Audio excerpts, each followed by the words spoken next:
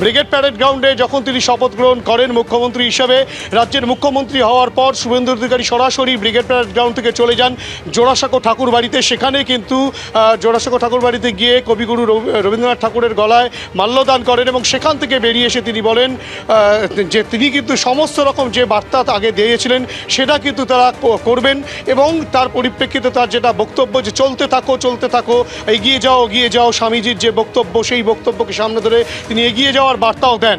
এবং তার পাশাপাশি তারপরেই কিন্তু সেখান থেকে বেরিয়ে সরাসরি শুভেন্দু অধিকারী তার সঙ্গে আরও বেশ কয়েকজন বিধায়ক, বিজেপির বিধায়ক যারা আজকে শপথ গ্রহণ করেছেন তারা কিন্তু চলে আসেন এই যে রেড রোডের পাশে পিডব্লিউডির ময়দান যে টেন্ট রয়েছে সেই ময়দান টেন্টে চলে আসেন এবং ওইখানেই কিন্তু উপস্থিত হয়েছিলেন রাজ্যের স্বরাষ্ট্র সচিব, মুখ্য সচিব, রাজ্য পুলিশের ডিজি, কলকাতা পুলিশ কমিশনার সহ একাধিক কর্তা ব্যক্তিরা। তুমি দেখতে পাচ্ছ এখনও পর্যন্ত কিন্তু অনেক আধিকারিক ভেতরে রয়েছেন।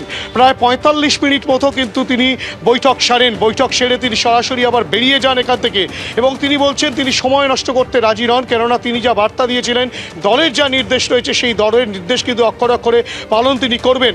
এবং তার পরবর্তী ক্ষেত্রে আমরা দেখলাম যে তাপস রায় তিনি বেরোলেন, তিনিও সেটা বললেন যে রাজ্য পুলিশের কর্তা ব্যক্তি সহ রাজ্য প্রশাসনের কর্তা ব্যক্তি যারা রয়েছেন তাদের সঙ্গে কিন্তু দীর্ঘক্ষণ আলোচনা সারেন মুখ্যমন্ত্রী শুভেন্দু অধিকারী এবং তিনি যেটা তাপস রায় যেটা স্পষ্ট করলেন যে মূলত যে কি পদক্ষেপ গ্রহণ করা যায়, কিভাবে কি করা যায় সেই একটা বিষয় নিয়ে প্রাথমিক স্তরে একটা আলোচনা হয়েছে এবং তার পরবর্তী ক্ষেত্রে কিভাবে কি রূপরেখা তৈরি হবে সেটা কিন্তু পরবর্তী ক্ষেত্রে স্থির হবে। এই দীর্ঘ 45 মিনিট আলোচনার মাধ্যমে কিন্তু যেহেতু তিনি মুখ্যমন্ত্রী হিসেবে শপথ গ্রহণ করে রাজ্যের মুখ্যমন্ত্রী শুভেন্দু অধিকারী এবং সেই কারণে আগামী দিনের পথ চলা কি করা যেতে পারে সেই কারণে রাজ্য প্রশাসনের কর্তা ব্যক্তিদের সঙ্গে দীর্ঘক্ষণ তিনি বৈঠক সারেন এবং বৈঠক সেরে তিনি কিছুক্ষণ আগেই এখান থেকে বেরিয়ে গেলেন। শুভ্রজিৎ। বেশ হিন্দল, তোমাকে ধন্যবাদ। যখন বেরিয়ে যাচ্ছেন তখন সেই মুহূর্তের ছবি দেখছেন, প্রায় 45 মিনিটের বৈঠক। আইন শৃঙ্খলা যে অগ্রাধিকারের তালিকায় রয়েছে এই সরকারের সেটা স্পষ্ট হয়ে গিয়েছে, তার কারণ শপথ গ্রহণের পর প্রথম যে বৈঠকটা করছেন রাজ্য পুলিশ প্রশাসনের শীর্ষ কর্তাদের সঙ্গে মুখ্যমন্ত্রী শুভেন্দু অধিকারী।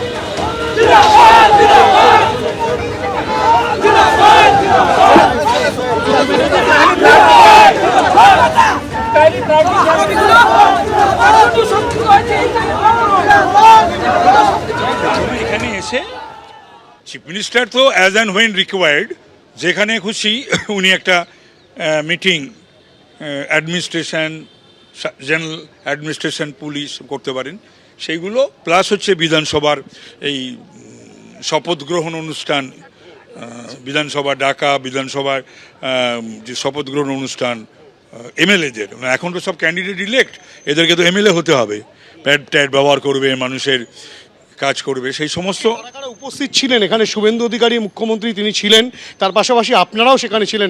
দলের তরফ থেকে আপনারা কারা ছিলেন এবং রাজ্য প্রশাসনে কারা ছিলেন? আমি ছিলাম, শঙ্কর ছিল, মানে শঙ্কর ঘোষ, পরে জগন্নাথ জয়েন করলো। আর রাজ্য প্রশাসনের ডিজি, সিপি আর হ্যাঁ এরা সব অনেকেই ছিলেন, অনেক অফিসার ছিলেন, অ্যাসেম্বলির সেক্রেটারিও ছিলেন, অফিসার ছিলেন। মূলত কি মানে মূলত রূপরেখা তৈরি হলো যে আগামী দিনের পথ চলা কিভাবে হবে, রাজ্য চালানো কিভাবে?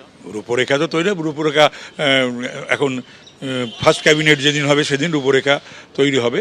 আজকে মোটামুটি কি করা উচিত এবং অ্যাসেম্বলি কবে ডাকা হবে ইত্যাদি, কারণ অ্যাসেম্বলি তো কনভেন করবেন অনারেবল গভর্নর, সেই সমস্তগুলোই এখন মোটামুটি ঠিক হলো, কথাবার্তা বলা হলো। এবিপি আনন্দ, এগিয়ে থাকে, এগিয়ে রাখে।